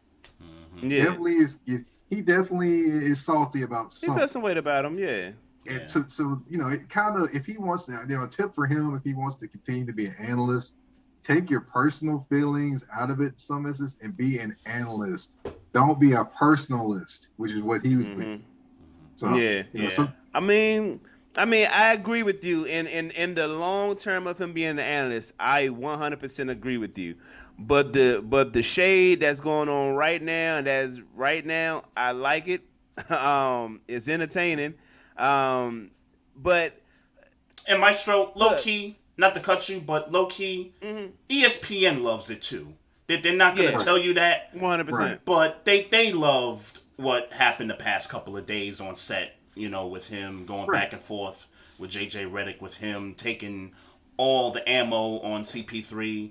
They love it. I think they did. Yeah. Honestly, I think they set this up so that he can take those shots at Chris Paul. I believe so too. I certainly do. I can't disagree with you. I definitely can't disagree with you.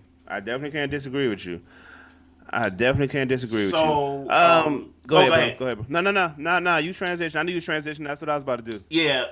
So the Warriors. So they take care of business against Memphis. I think everybody kind of saw that coming without Ja Morant the past couple of games in that series. So the transition to the Western Conference Finals is Luka versus Steph, Clay, Trey, and those guys. How do you see this thing playing out? Okay, here's what I see happening, and I know people are going to tell me about myself. I know. I have the Mavs winning in 6 games.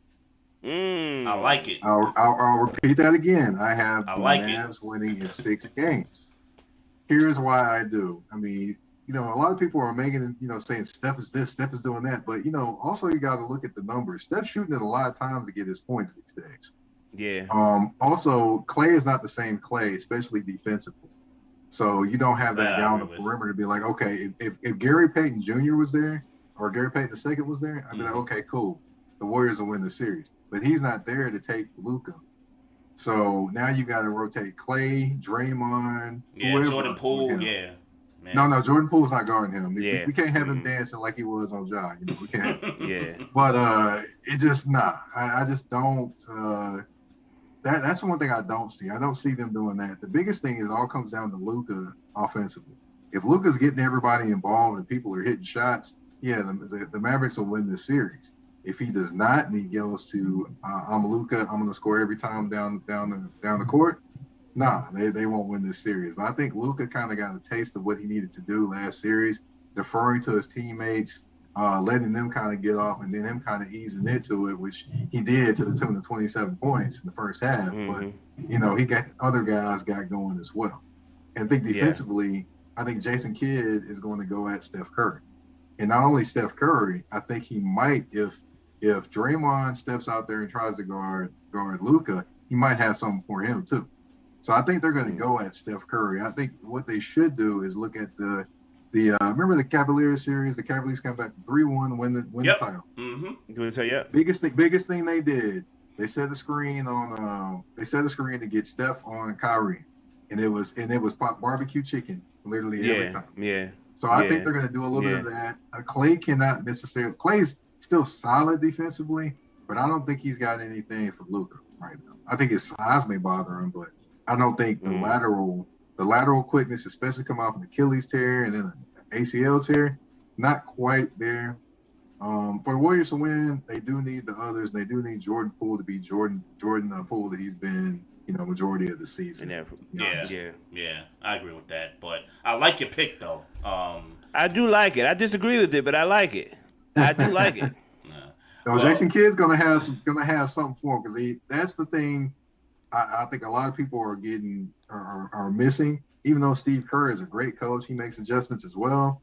Jason Kidd has been doing this for a while. He did it when he was in Brooklyn. In Milwaukee, too. He did it when he was in Milwaukee. Milwaukee, the only reason he wasn't there is because he wanted more power. Yep. If he want more power in Milwaukee, he'd still be the coach. And they probably would have won a title under him. Mm-hmm. So. Yeah. I sit here and think about the Lakers going through their coaching, their little coaching thing right now, and they had Jason Kidd sitting on the bench. Yep. When they hired Vogel. No. They hired Vogel, and he brought him in as an assistant coach. The thing was, the reason why Jason Kidd didn't get hired as the head coach is because they wanted to help him pick his assistants. That's why he did not get hired as the Lakers head coach. Oh, that's why. Because I kept hearing about all the some of the past issues he's had off the court and stuff, which I thought was nonsense at the time. But I didn't know that they wouldn't let him pick his own stuff. Yeah, imagine that. The Lakers, imagine that. The great Lakers can't let them. It makes me. It makes me. Then they get what they deserve this year. Facts. Well, they did. Well, they did when they won title out of it. So they that's true too. That's true too. And just to kind of, I'm gonna go ahead and throw my prediction out there, Trey. I got the Warriors in 7, but I do think it's a 7-game series. I do think that experience. I do just think experience is just going to outweigh what the Mavs do. I don't believe Spencer Dinwiddie, the likes of a Spencer Dinwiddie, the likes of a Finney Smith. I don't think I think they'll have their moments. I don't think their moments will shine bright enough to beat the Warriors. Well, I agree with you that it's going to be a 7-game series. I just think that the Warriors are just too good and too experienced for it to end any lesser than that. But I'm going with the Mavericks in 7 on this one. I'm Luka's that dude, but one time. But in reference to Dinwiddie and the other guys, Jalen Brunson, Finney Smith, I think I can trust Spencer Dinwiddie in a situation, in a tight situation. Really? He's had some moments now. And I get it's regular season, but you go back to that regular season matchup in Brooklyn, he hit a buzzer beater, and he's hit a few of those, throughout his career. He hasn't been shooting that great. I mean, with the Wizards or with Dallas in the regular season. Yeah, I get that. Like in terms of field goal percentage and all that. Especially not with the Wizards. Yeah, I get that part. I'm just. Well, he's trying to be the leader in the Wizards too, so he's carrying the line. Yeah. I just think Dinwiddie. I think he's ready for the moment. I mean, and I get it was a blowout against Phoenix, but he definitely played well in the Game 7 on the road. He definitely played well in that kind of environment. The reason why I wouldn't be surprised about the Mavericks winning is because it's my yearly playoff mantra that me and Trey talk about every single playoff. The best player in that series is Luka Doncic, and I do count. I pride myself. I think that when you are that dude, you just got to will your team. You just got to will your team. It's just what it is. You have to will your team. Yeah, you need help and all those things, but at the end of the day, the wins and losses kind of do lay. They kind of do lay in your lap though. Whether Dinwiddie scored 31 or not in Game 7, that win would have laid in Luka's lap, win or lose, no matter what happened. Of course. So you kind of got to be that guy that just will, however it happens. If you scored 2 points and had 48 assists, that's going to be the thing. You willed your team. It's always going to kind of lay in your lap in that respect in the playoffs, which is why I put that kind of pressure on those types of players. But I just think the Warriors, man. I just think they kind of been cooking this for a couple of years with injuries. They've been kind of cooking this. Mm-hmm. I mean, it's prime. They're primed to do so. I mean, with who's left in the playoffs, I mean, they're the ones with the most experience. So, wouldn't shock me if to see them in the NBA Finals. So, how y'all feeling about the Eastern Conference Finals? It's the Heat versus the Celtics. I'll just lay it out here right now, and people are gonna look at me all crazy. Look, man, I got Part 3 in the Finals, and for people that don't know what Part 3 is, I got Dallas and the Heat in the Finals. That's what I mean by Part 3, because every time Dallas goes to the Finals, they're always facing the Heat the past couple of times. So now I think it's going to be Dallas versus Heat Part 3. We're on the same page. Me and you are on the same page. I've got the Heat winning in 7. I mean, honestly, I like the Celtics, but, the thing that irritates me about watching the Celtics time and time again, Jason Tatum, can you please make an easy shot for yourself? It's always a difficult shot. And, there's only so much of that that's going to carry you, especially as the season going on, your legs are getting tired, and that's what bothers me about them. And, and then also, of course, now you got Al Horford that's out for the first game and potentially the second. Mm-hmm. Yep. And then you got Marcus Smart that's hobbling along with his foot. So that's a couple of chinks in the armor as well. And you don't really want to have that going against one of the more physical teams and a team that actually can beat you up on the boards, in the Miami Heat. Yeah, Grant Williams ain't going to drop 25 again time soon anyway. So maybe one game, I don't know. I don't like Boston. Let's be clear about that. I don't like Boston. So it's easier for me to pick the Heat. So I got the Heat, and I got the Heat in 6. I think that look, man, I don't like the Celtics. I said it. I'm gonna say it again because so everybody. We don't like the Celtics. It's personal for me, Mike. It's personal. Yeah, it's personal. I don't like that whole blackout situation that we was dealing with a couple years ago with the Wizards. I don't like it. I didn't like it. And I stand on that. But with that being said, I think, like you said, with all the injuries going on early with Boston, Jimmy Butler is probably it's probably his fault, probably one of the more underrated two-way players in the game. And he's just I think he's going to shine. I do. I think he's going to shine.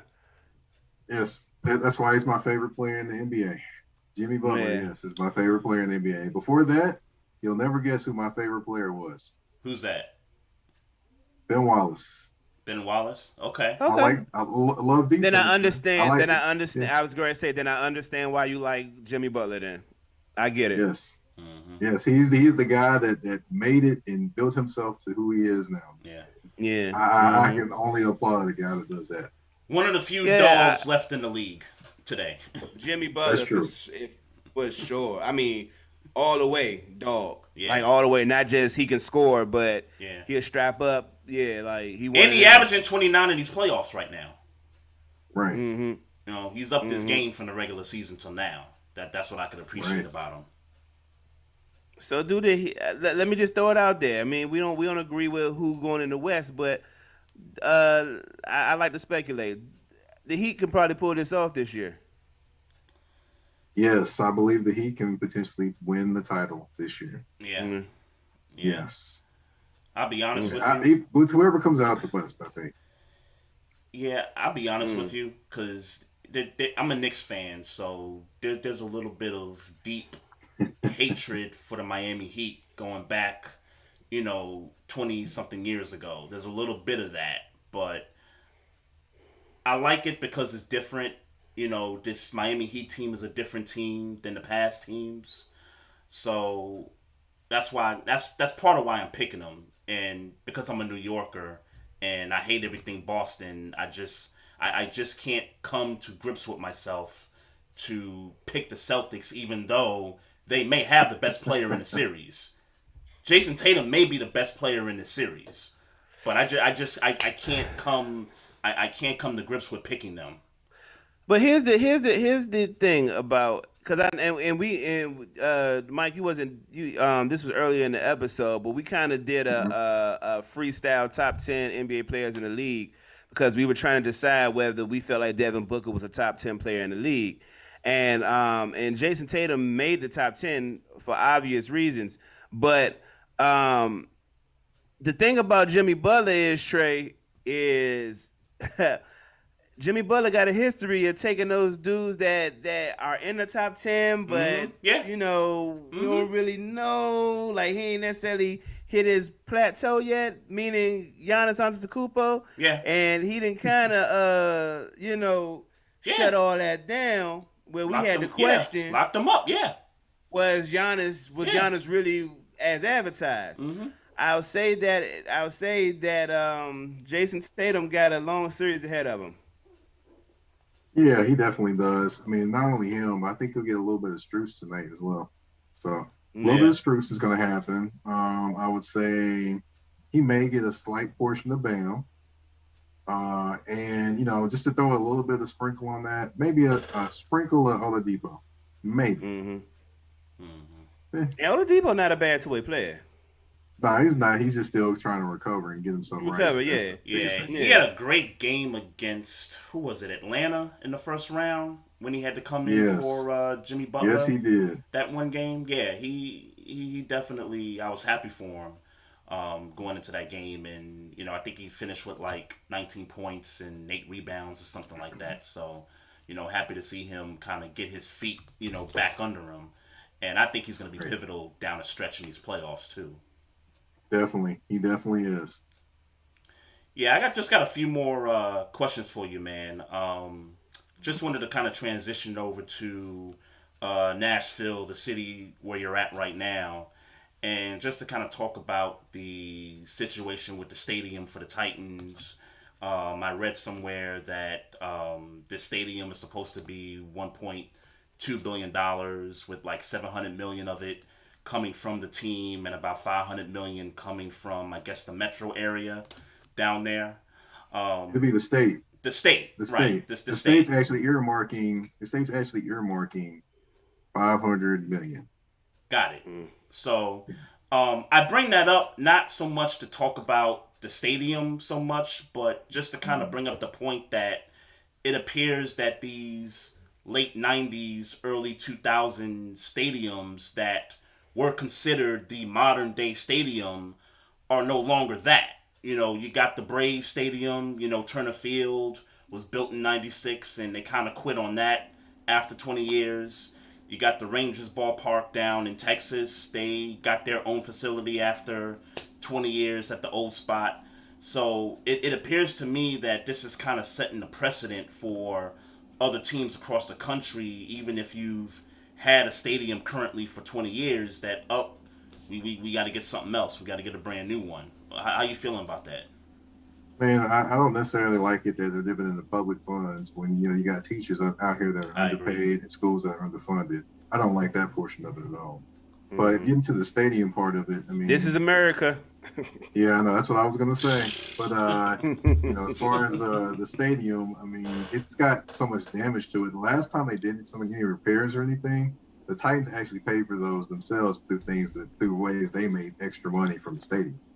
So this time, of course, it's not enough money for them to do that. But, you wouldn't, for as much as they're supposed to be giving or said to be giving, you don't hear that much from a whole other organization. You don't hear that much from any other organizations around the country.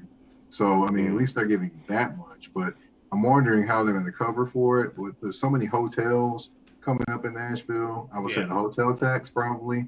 And I would also say maybe the NFL kicks in, because if that happens, that means the Super Bowl is coming here in Nashville, which this stadium, the reason why they earmarked $500 million, and it comes with a condition. The governor basically said if it has a roof on it, he'll give the $500 million or earmark the $500 million.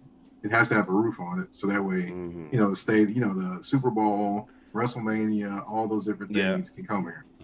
Yeah. And they had the NFL draft in Nashville just a couple years ago. I was there. That was insane. I was in media. I was actually on red carpet. I got to see Kyler Murray and all those guys. Got to interview Devin White. Man, it was fun. It was fun times, man. It was a lot of people there. That's what's up. So the fact that they have the NFL draft in your city opens up a lot of avenues for more events like the Super Bowl, which I would expect if they get the stadium built, that's what's going to happen. Yeah, it definitely boosted the economy, no question. Right. I mean, Nashville's been booming for a while. A lot of people have been moving here from like LA and New York, Chicago as well, and Atlanta.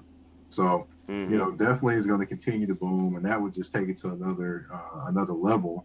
And with as many hotels that are being built here, I mean, each and every month, I mean, literally where I work, there's a hotel connected to where I work that's getting ready to come up end of June. So so all those different things, I mean, it's insane.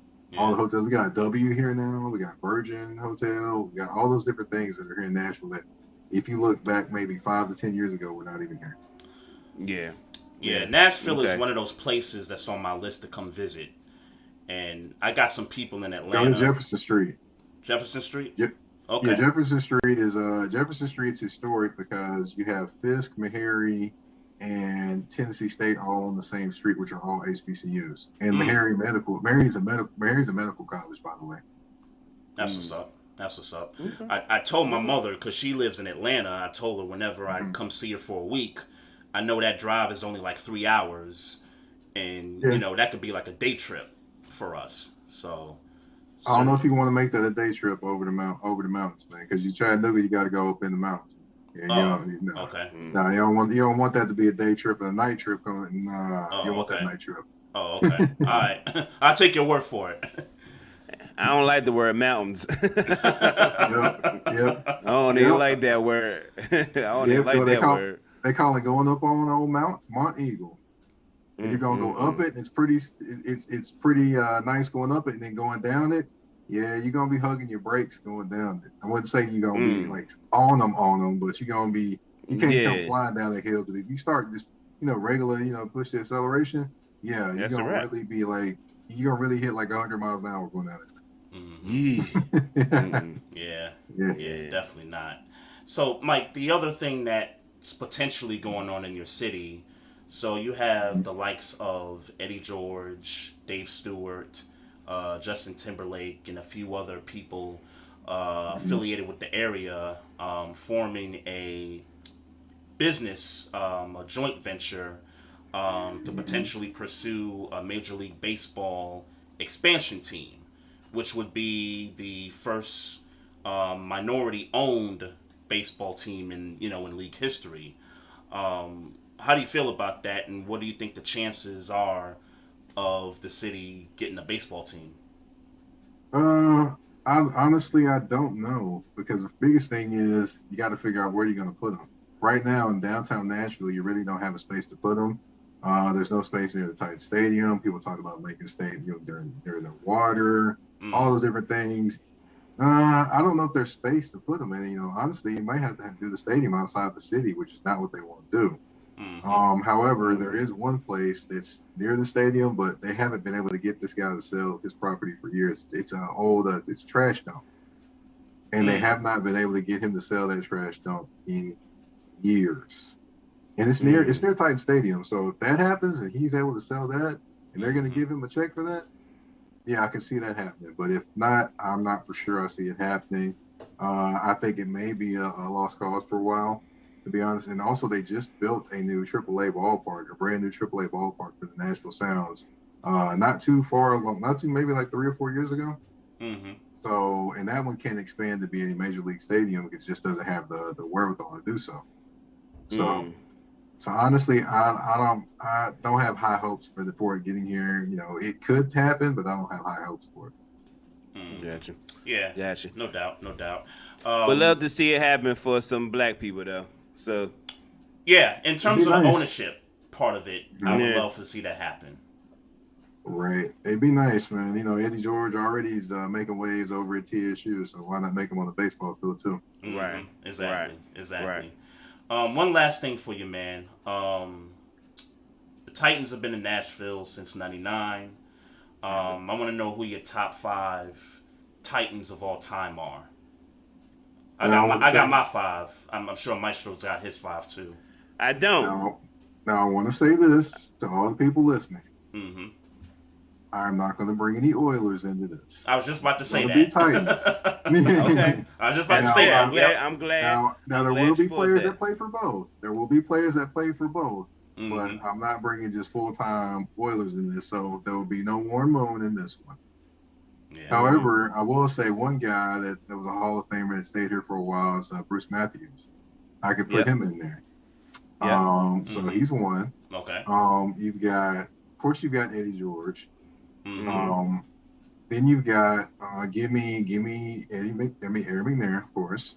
Mm-hmm. Yep. The legend. And you gotta put one of the best wide receivers they ever put on a Titan uniform, Derek Mason. He's okay. I like that. Yep. Then as far as defensively, I'd like to say Javon Curse, but I can't say him.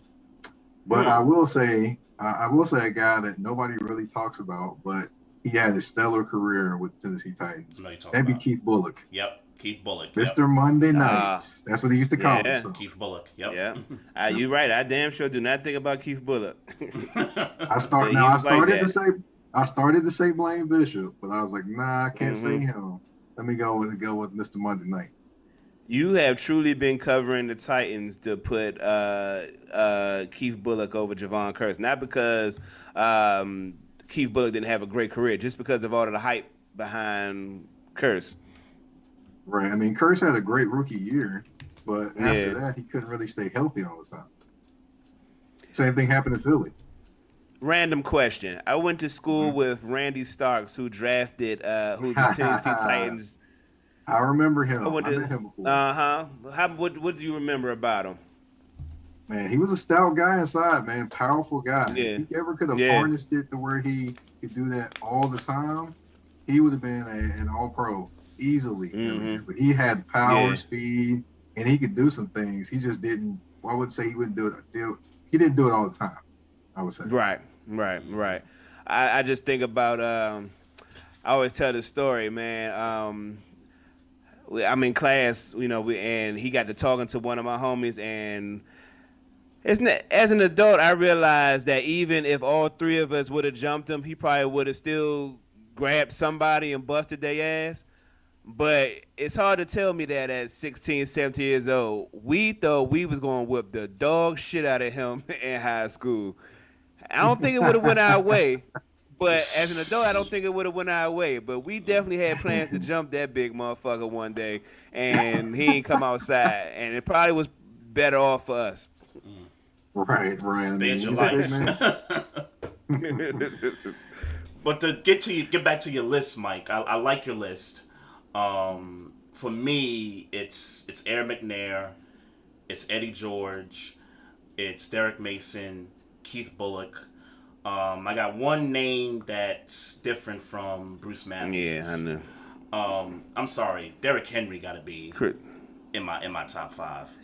Titans. I get it, but I can't put him there quite yet. Yeah, and I can't put him there over Chris Johnson. What? Why not? I mean, honestly, you definitely Chris Johnson was very. I can't put either one of those on them on the list because I mean honestly I Yeah, love Chris Johnson. Chris Johnson's on the edge for me, but I can't put Derrick Henry there quite yet either. Even though I love Derrick Henry and what he does for the Titans team, can't put him there quite yet. Can't Oh put him. yeah. man. Actually, I mean, I think I like your list as constructed. I wouldn't have thought of Keith Bulluck honestly, but when I think about maybe who was a better Titan for the team, Keith Bulluck would, yeah, Keith Yeah. Bulluck would He have was to the be on that quarterback of list. their defense. Definitely, definitely. Yeah, yeah. Yeah. I agree. For certain. Hey Mike, Hey man. man, Go ahead and let everybody I was know where they going. can find where they can find you at social media, the platform, and all that. You can find me social media at Mike Patton 82 on Twitter, on IG, of course, the underscore general underscore MP. I would say I probably just post like kind of snippets of interviews I do, which getting ready to do one in a second. And and also you can find me on all streaming platforms, touring the AFC South. That'd be Google Podcast, Apple Podcast, Spotify, whatever you can think of. I'm there. iHeartRadio, I'm there too. And also, of course, with any type of writing I have, of course, the Nashville Voice or Tennessee Tribune, and there'll be some other places pretty soon. Just they haven't quite popped up yet, or I would say those worlds haven't been created in the Marvel sense. I would say. Man, you hard at work, man. That's lovely, Yes, bro. sir. That's Yeah. wonderful, man. Yes, sir. Yes, sir. I thank you all for allowing me to come on, and appreciate y'all allowing me to come on. Nah, man, yeah, definitely. The pleasure's ours, man. We appreciate you, bro. And stay safe out there, man. Of course, man. That's the only way to be. No doubt, no doubt. Thanks again, Mike. All right. Appreciate you, bro. All right. Have a good one. All right. You too, man. No doubt. That was Mike Patton, host of the AFC South podcast. I'm sorry, touring the AFC Touring the South AFC South. podcast. Make sure y'all check it out on Spotify and some of the other streaming platforms. Man, I ain't got nothing else, man. I'm actually trying to get to this game 1 between Boston and Miami. See how that turns out. So, thanks. And I got mixing to do. Yeah, you hard at work too. I mean, we all hard at work. Yeah. We all doing something. Yeah. Thanks to everybody. Thanks to folks in the Facebook Live chat. Thanks for people watching on Twitter Live and YouTube Live. Thanks to Mike Patton for hopping on with us. Again, make sure y'all follow us on social media. We're on Instagram at Barbershop Sports Talk Podcast. Also, you can follow us on Twitter at Barbershop SPOR2. Click the like button on the Facebook page. Subscribe to our YouTube channel. And if you got questions or comments about the show, just hit us up on the email at barbershopsportstalk1@gmail.com. So, it's been real, man. Yes, sir. Can't wait to get at it next week, bro. All right, bro. No doubt. Everybody, y'all take it easy. We'll holler at you next week. Peace. Love. Recording stopped.